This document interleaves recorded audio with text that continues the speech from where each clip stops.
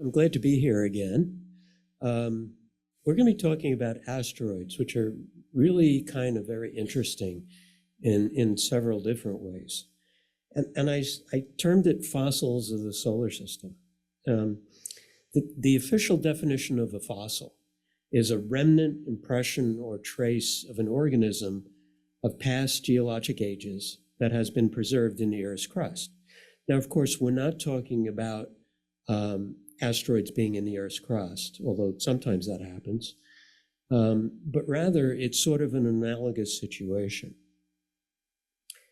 These are fossils, and we all know these as fossils. The sea creatures, fish, trilobites, and of course Tyrannosaurus-Rex are all fossils that we see in the Earth.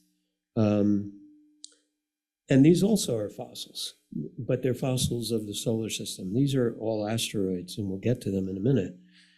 But basically, they're the same kind of thing. They're leftover remnants of the formation of the solar system, and we can learn a lot from them. So there are three questions. One is, are they a danger to us? And I'll talk about that. Can they be used?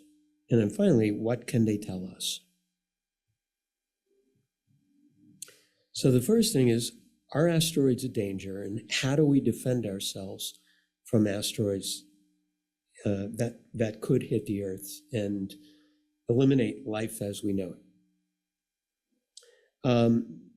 This is the sun, and if you go out from the sun, Mercury, Venus, Earth, see, Earth is right smack dab in the middle of that ring of what we call near-Earth objects. These are all asteroids and comets that are in our area. Don't get scared yet. How often? So the question then is, oh my God, this must be happening like every day, where we're being hit by asteroids. No. How often do Earth impacts happen? So these are rough estimates. If you're talking about a 5 to 10 kilometer large asteroid, that's fairly large, not huge, but fairly large. That happens about every 100 million years. Okay, I think we can survive that. 1 kilometer in size, which is a smaller one, about every 500,000 years. 300 meters, which could take out maybe a continent, maybe not even a continent. A few every 1,000 years, maybe. And then if you're talking about a 20-meter asteroid, which are fairly common, you're talking about every 100 years or so. The last one was something called Tunguska, which happened in the Siberia in 1908. And that was the last time the Earth was really hit by a big enough asteroid to make us notice it. There have been near misses sometimes, but none that have really hit us. But if you look at it from this 5 kilometer impactor, there's leftover remnants in Canada, which is a 100 kilometer crater. And same thing in India. And the reason and this is about a 1 kilometer depression. The reason that you see an asteroid that's 5 kilometers carving out an area of 100 kilometers is because of the fact that it hits with such energy. It's at such a speed that there's really a lot of energy. So the most dangerous asteroids are those that we call near-Earth objects. We'll get to some of the other asteroids in the solar system a little later. But the near-Earth objects are those that are within 100 million miles of Earth, so about as far away as the sun on either side of us. And in that area, there's about 30,000 asteroids, we estimate. But the potentially hazardous objects are those that are within 4.5 million miles of Earth, so closer in. and bigger than 140 meters. And of those, there's only about 2,300 asteroids. Most of those won't be anywhere near us in the next 100 years. And there's only 17 that are near Earth in the next 100 years. There's one that's supposed to come near Earth in 2029, but we now know that it's not supposed to hit Earth anymore. Originally, there was a small percentage chance of actually hitting Earth. Now we know that's probably not the case. These are the size of asteroids that we're talking about. This is a 1.4 kilometer asteroid. You see that basically it's, and this is sort of a city, I forget which one. I think, I forget. But you see that basically this kind of asteroid would take out at least the city, if not more. A 1.1 kilometer is about this big. Then you get down to one that's less than 100 kilometers at 800 meters or so. And finally, one that's 370 meters. That's about as tall. This is Paris, I just found out. This is about as tall as the Eiffel Tower. But again, its impact would be a lot more than just that thing just being dropped. So we need to know when impacts could occur on human timescales and how big they will be, how bad they will be. So when, like figuring out when an asteroid's going to hit us, comes from finding the object and then determining their orbits, like what's their solar orbit, so that we know when they would intersect with Earth's orbit. How bad comes from measuring the impact energy. And the impact energy is, like any other energy source, is mass times velocity. So how big it is, how much it weighs, times velocity. The velocity comes from orbit, and mass equals density times volume. So really, the impact energy depends strongly on the size of the asteroid. The bigger the asteroid, the bigger the impact, because most have about the same velocity. So what should we do about trying to find out if there are any in our neighborhood? Congress did pass the George E. Brown Survey Act, which stated that NASA should discover 90% of near-Earth objects larger than 140 meters by 2020. Well, NASA has studied this and is in the process of building a telescope that will help us, and I'll talk about that in a minute. But you see, we've gone beyond the 2020 threshold and haven't quite gotten there yet. But we do know that of the 25,000-ish near-Earth asteroids that are greater than 140 meters, only about a third have been found to date. The rest are undiscovered. But we know from the concentration about how many there should be. So Near-Earth Object Surveyor is a planetary defense mission, and it's designed to detect, track, and characterize small bodies throughout our solar system. By small bodies, we mean asteroids and comets. Bigger bodies are planets. We're talking about smaller. Near-Earth Orbit Surveyor provides information to those who must assess the risks of these impacts to Earth and figure out some mitigation strategies, figure out what we can do to make it not happen. It's optimized for the task of finding and characterizing the risks these potentially hazardous objects pose, both as individual objects as well as populations. And they expect to discover about 300,000 near-Earth objects. Remember, only about 2,000 of them are really near Earth. But all of the ones that I showed you in that kind of large belt should be able to be discovered, as well as millions of the main belt asteroids. Those are the ones between Mars and Jupiter that don't pose a risk to us now, but it'll help us understand them. So the Near-Earth Object Surveyor is going to survey at infrared wavelengths. Why infrared? Well, asteroids are intrinsically bright in infrared wavelengths because they give off a lot of heat. But many of the asteroids, in fact, most, are dark. So try and find them with a normal telescope and you can't. They're just dark against the dark background of space. But we know that at infrared wavelengths, it can find the ones that are dark as well as the ones that are lit up. The other thing we can do is measure their sizes so we know how much of a risk they pose. Now, the Near-Earth Object Surveyor is going to be at some place called the Lagrange point. Does anybody know what that is? Or a couple people.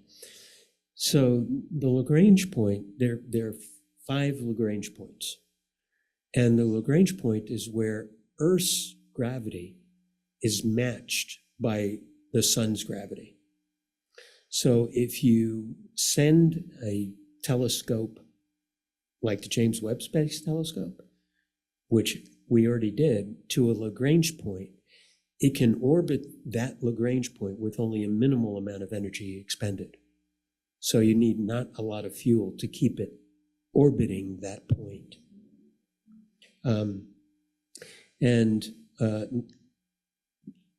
The James Webb Space Telescope is at L2. The Near-Earth Object Surveyor will be at L1, so it can pick up asteroids in the area between us and the sun, as well as outside the Earth.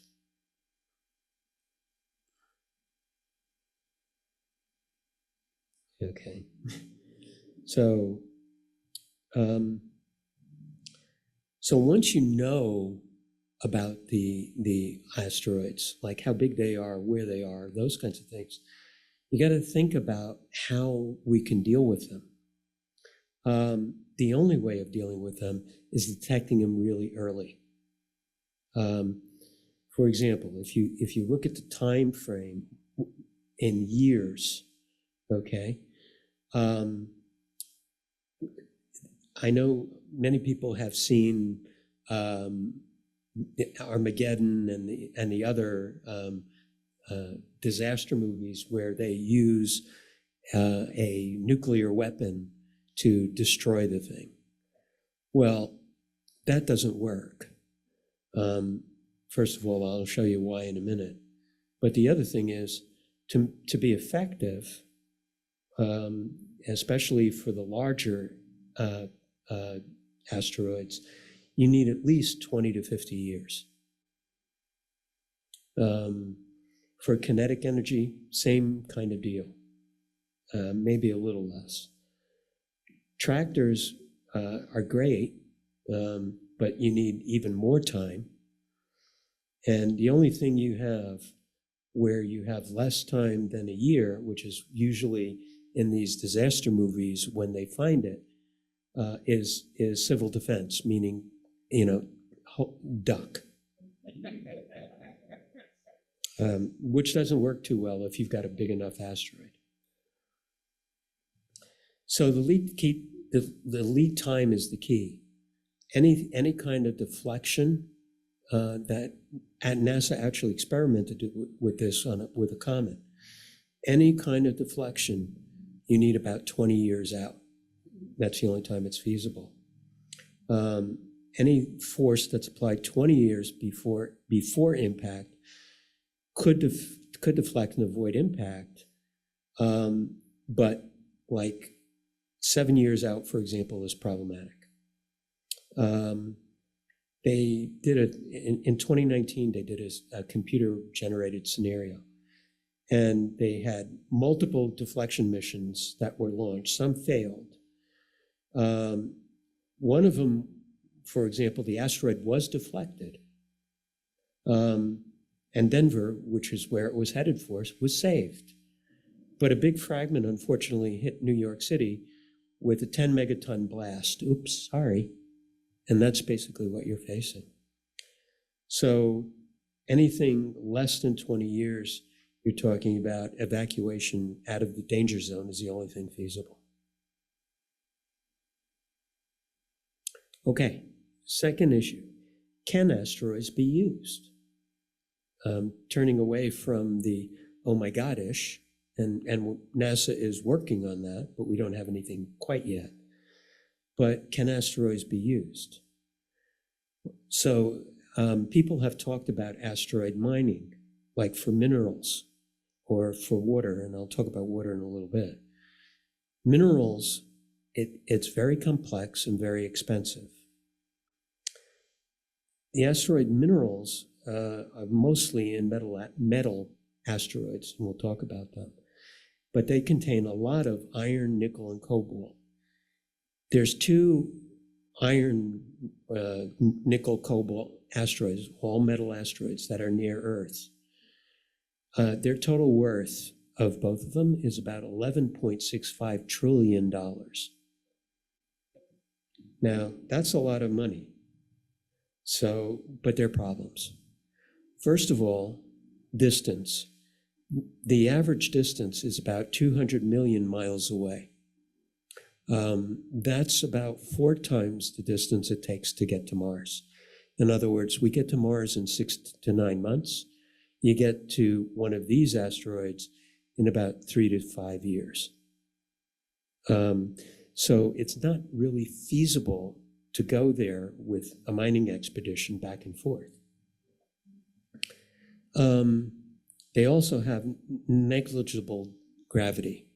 Asteroids are not big enough to really generate a gravitational field. And so you don't really, you sort of float above it. You don't really step on it or walk on it. Because if you take a wrong step, you'll shoot yourself off into space. And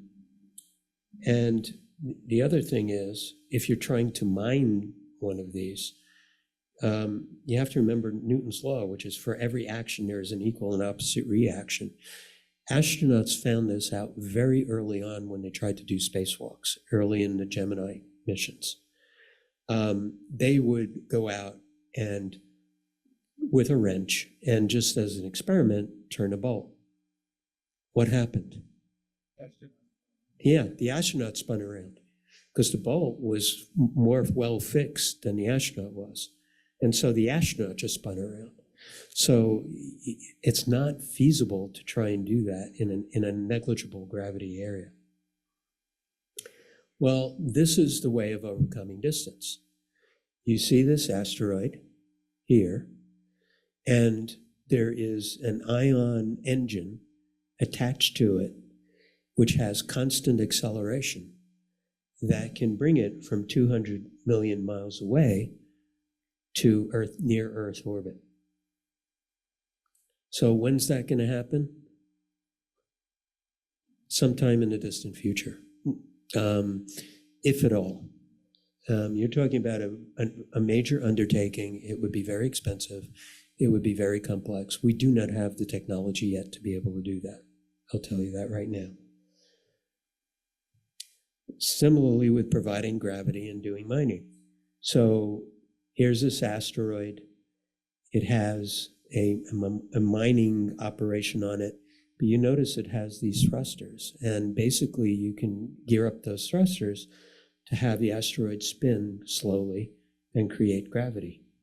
Again, well beyond our technology at the present time. So this is all for the far distant future, maybe 100 years from now.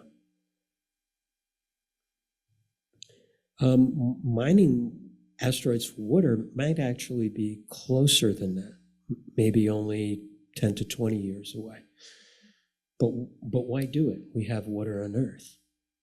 Well, if we want to explore space, bringing everything along with you from Earth is absolutely ludicrous, basically impossible. Think about Lewis and Clark. The Lewis and Clark expedition, if you remember, was 1803. It lasted for not quite 2 years. They had a crew of 45 people. They traveled 8,000 miles, going from here all the way up to the northwest. So think about going out into space and bringing everything with you. Again, it's ludicrous. So some people have come up with the idea of solar thermal mining of asteroids. And they actually tried it with a simulated asteroid.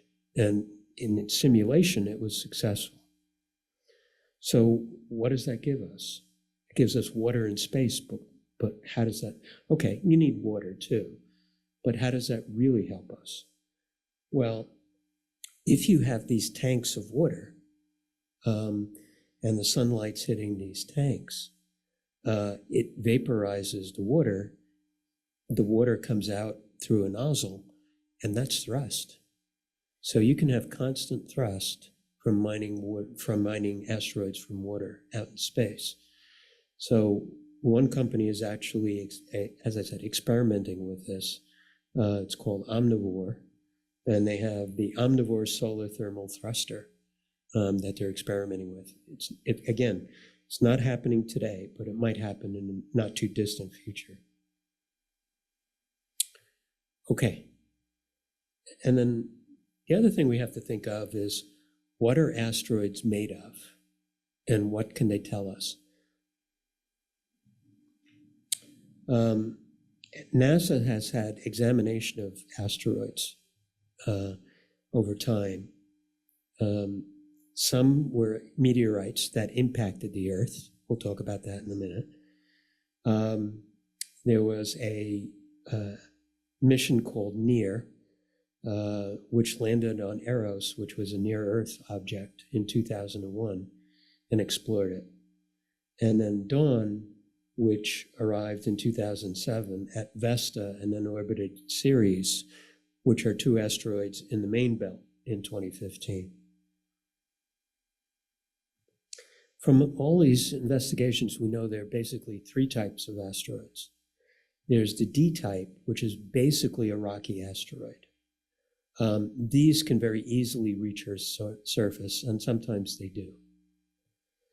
There's a C type, which is carbonaceous or organic asteroids, made up mostly of organic materials, some rocky material as well, but a lot of organic material.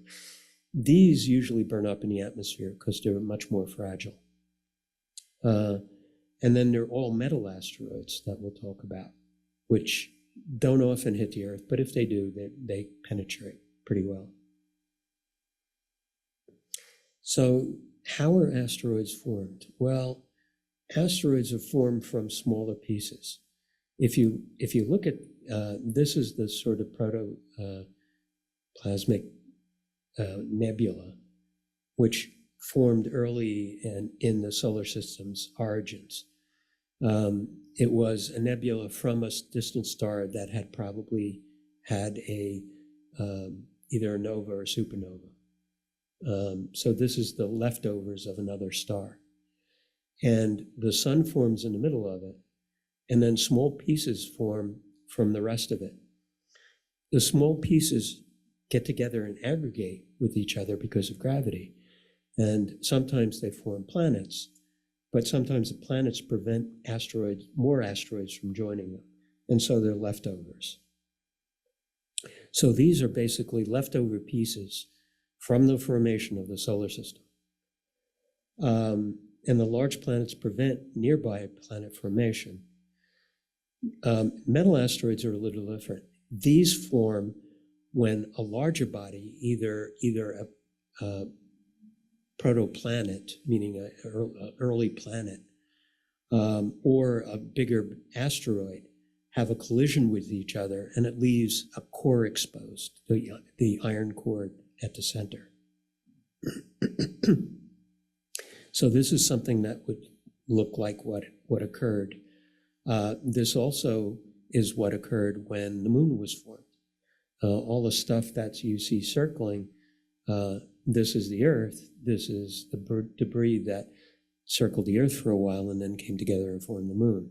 But occasionally it will leave the center of the protoplanet or asteroid unexposed.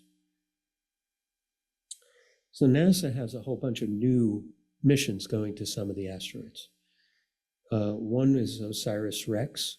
It actually went there, and we'll talk about that. And that was a visit to a type C or carbonaceous asteroid.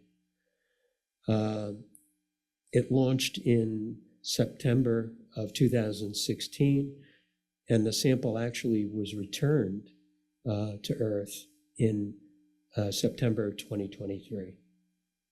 There's Lucy, which is a visit to several Jupiter Trojan asteroids. These are asteroids that are in the Lagrange point around Jupiter and follow Jupiter around. That launched in October of 2021. And then Psyche, which is a voyage to a metal asteroid, and that launched in October of 23.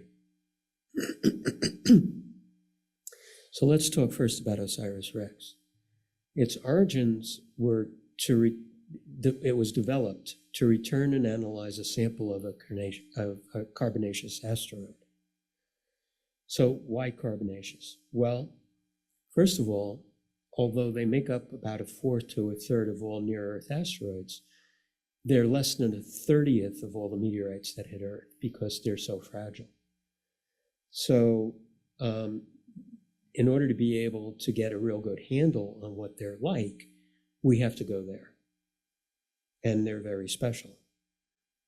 There is one exception, and that was the Winchcombe meteorite, which landed in a driveway in England in February of 2021. It was recovered in pristine condition. There was no contamination. It was dry that day. It so happened. It just hit, and that was it. And so 602 grams of asteroid were collected. And 11% of its weight was extraterrestrial water, not free water, but water bound to different minerals. And also there was carbonaceous material on it, including some amino acids. Ooh,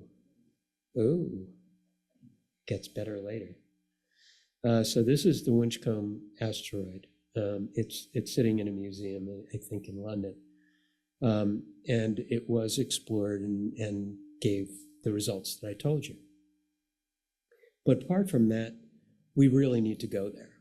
So that's why we developed OSIRIS-REx, and its target was Bennu, which was an average size. It was about a half kilometer in size, so about a quarter of a mile. It's sort of a spheroidal top spinning type of thing. And it gets close to Earth at times, so we could get there without too much trouble. So it went there, the OSIRIS-REx went there and used its spectroscopy, to explore what Bennu was made of. What they found first was that Bennu had a history of water. There were hydrated phyllosilicates, carbonates, and magnetite, all of which indicates that at some point this asteroid had water in it or around it. It doesn't anymore, but it did. And then there were organics from another asteroid or just from being in space. And those were a whole bunch of them here. So this was a touch and go experiment. The spacecraft had an arm that came down, would touch the asteroid surface, it'd blow out some nitrogen, and some pebbles and stuff would come into this container. And then the container could be put into another container that's re-entry proof. So this is what was expected. You see, touches, blows out the nitrogen, collects the sample, and lifts off, and then puts it into the container. Reality was a lot different. Mush. It went deep into it. And not so deep, but it was able to get, instead of the 60 grams of material that was expected, it got 250 grams of material. So about 4 ounces of material, which sounds like not a lot, but in reality, for a probe like this, was a real lot. So this is the container that's put into this reentry proof container that then went back to Earth. It landed in the Utah desert. It was picked up, sent to Johnson Space Center, where it was opened under sterile conditions. And then 25% of it was sent to scientists around the world to investigate it. 75% was kept. And there's 63 different analyses being done on the container, on the material that was brought back.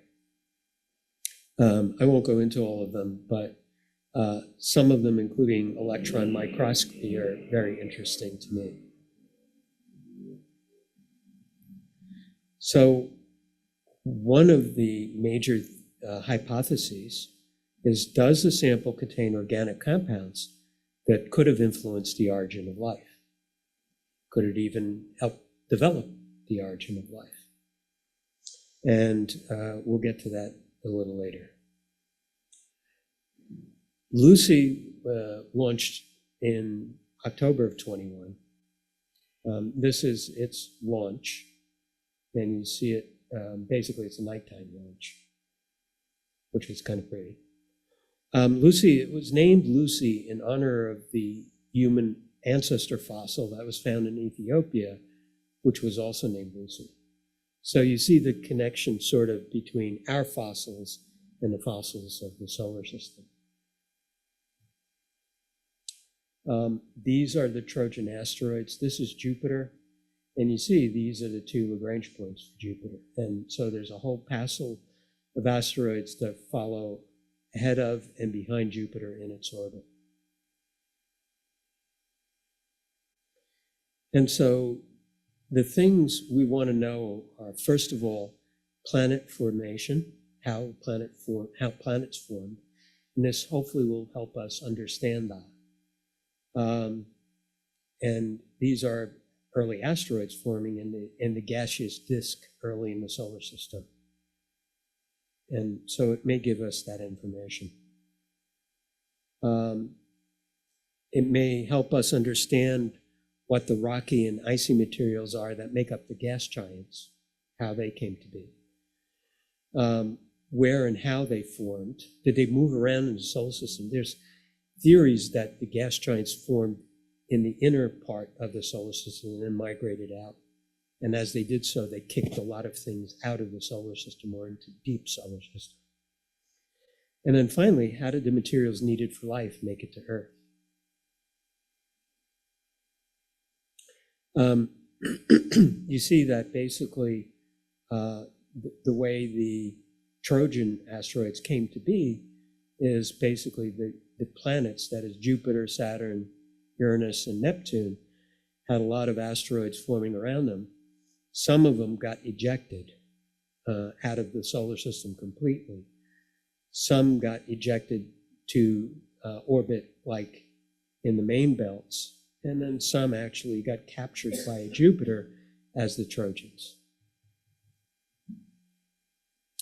So NASA is going to a total of 6 asteroids in the Trojan asteroid belt. Just to give you an example, don't ask me to pronounce all these, please. Pronounce them correctly. Eurybates and Coeda. So a lot of these have little moons with them. Polymele with a moon, Lucas, Onus, and then Patroclus and Menoethys. And it's going to be going from one to the other. So you see, it arrives hopefully in August 2027, ends up going till 2033. So it's bouncing from one area to another. Good question. So the red generally indicates more rocky material. The gray is hopefully more carbonaceous material, or vice versa, depending on what the spectroscopy tells us. Lucy was 50 feet tip to tip, very big solar arrays. Why do you need solar arrays like this for? I mean, these are huge. Yeah, it's so far away from the sun. Remember, these are going to asteroids that orbit Jupiter. So this is at Jupiter, which is far away from the sun. So that's as far out as you can use solar arrays. But the solar arrays you have to use are giants when you go there.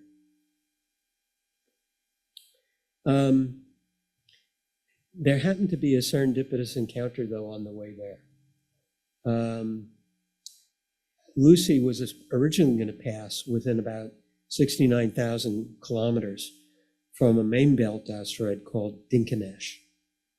But they figured, what the heck, let's try out our instruments.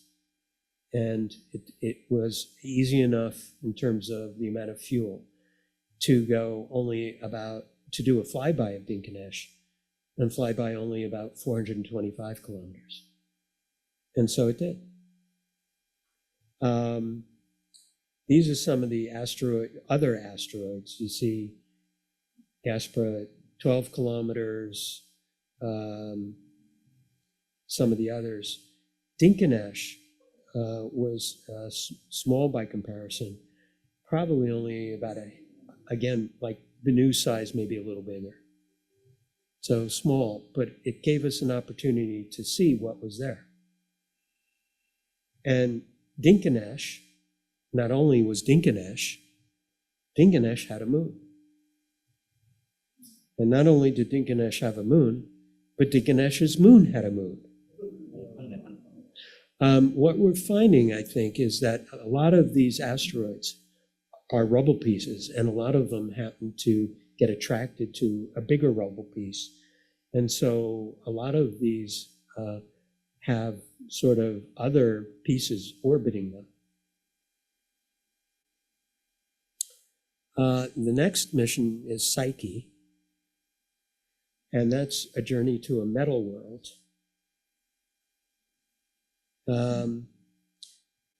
Psyche is the largest metal asteroid in the solar system, but it's near Earth. It's only about 200 million miles away, only. And it's felt to be, at least hypothesis-wise, the remnant from another planet.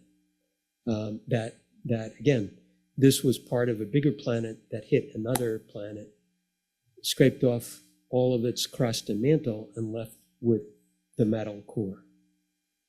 So the plan is to travel to Psyche, orbit it, determine if we can indeed, was it once the core of a forming planet, and learn about the formation of other planets in our solar system, including our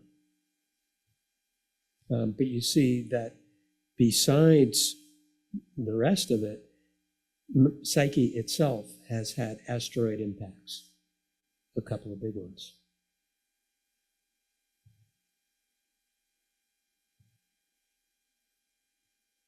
And so this is what's believed anyway, that a lot of times you have all these pieces aggregating, forming a protoplanet, and then eventually forming an actual rocky planet with a core, mantle, and crust. And that's probably how Earth formed out of all these little pieces. It's probably how Mercury, Venus, Mars, along with Earth, all formed this way. But sometimes it begins to form on this pathway, but gets hit, leaving the exposed core. As I said, it launched October 13th of 2023. It's going to not arrive there until 2029 because it needs about 3.5 years to get there with a Mars gravity assist. And a Mars gravity assist means that it goes by Mars, and in doing so, it's sort of like a slingshot. It goes by around Mars, comes around, whips around, and goes, and so accelerates further. And basically, if you're going to the outer part of the solar system, you have to have those slingshots to accelerate you. If you're going to the inner part of the solar system, to Venus or Mercury or the Sun, you need to step down the other way in terms of your speed. Once it gets there, it's going to do 4 orbits around Psyche for a total of about 20 months at about an 85 kilometer minimum altitude. And it'll be able to figure out whether Psyche really is part of a core of another planet. The current status is it's out beyond Mars in orbit. It's now further than 190 million miles from Earth. Its current speed is about 84,000 miles per hour.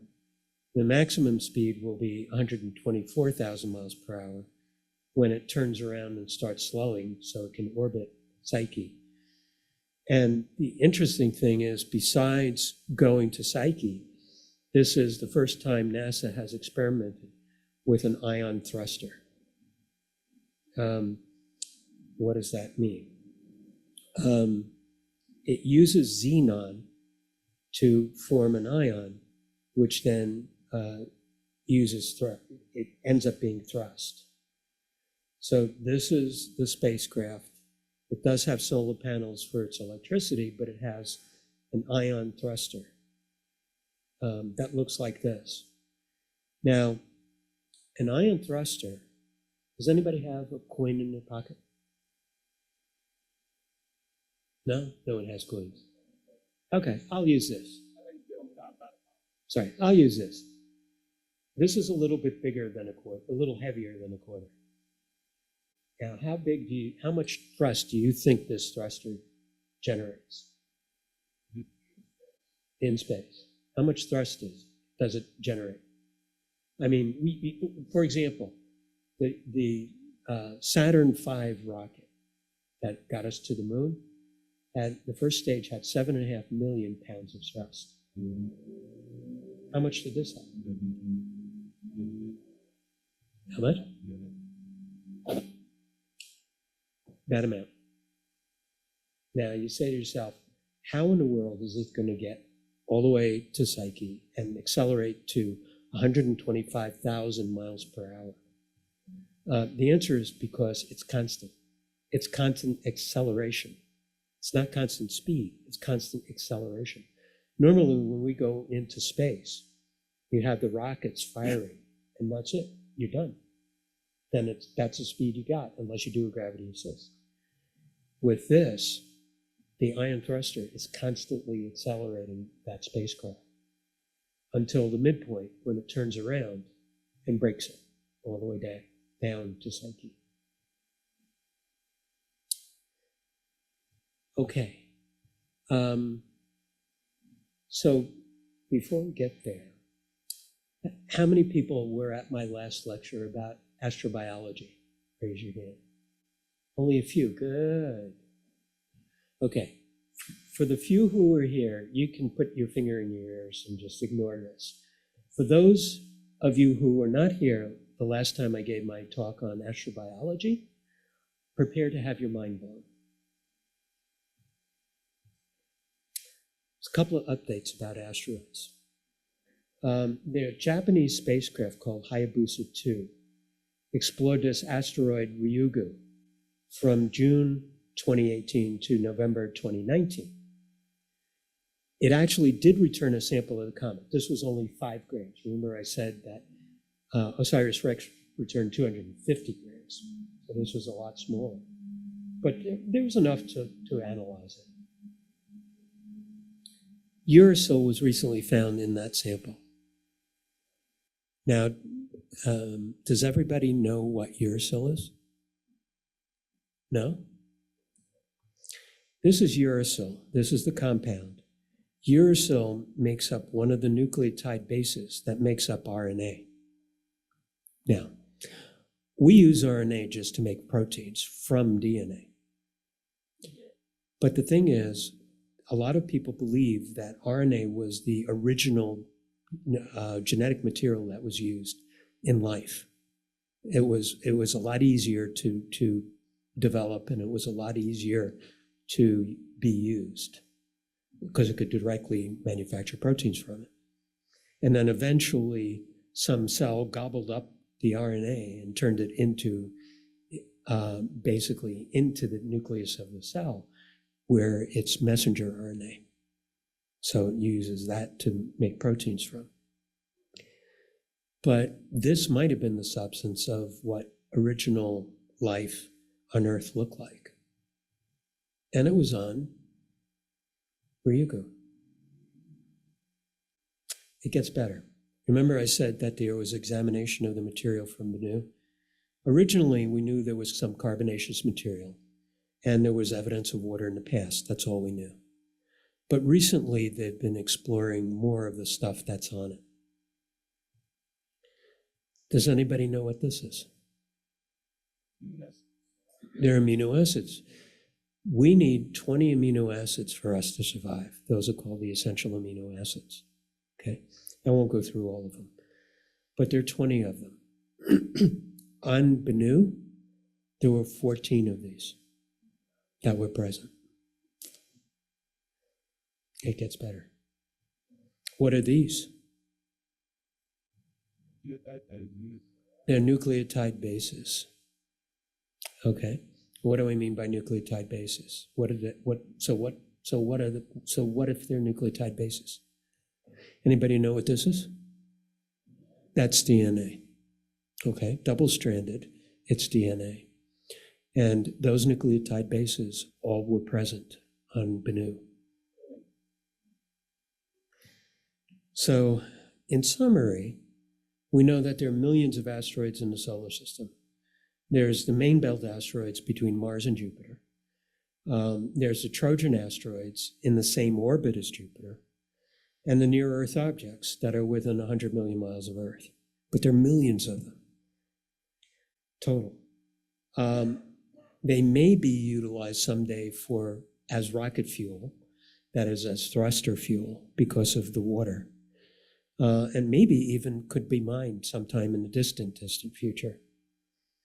They do pose a danger to humanity, again, not now, but sometime in the future. But NASA has plans to try and avoid that danger. And they can give us information about the solar system, not only the formation of the solar system itself, but the formation of how life occurred on Earth and other planets. And the question is, were asteroids similar to Bennu the origin of life on Earth as well as other planets? Yeah. Like this, where an asteroid hits warm Earth, warm liquid Earth, and suddenly you have life.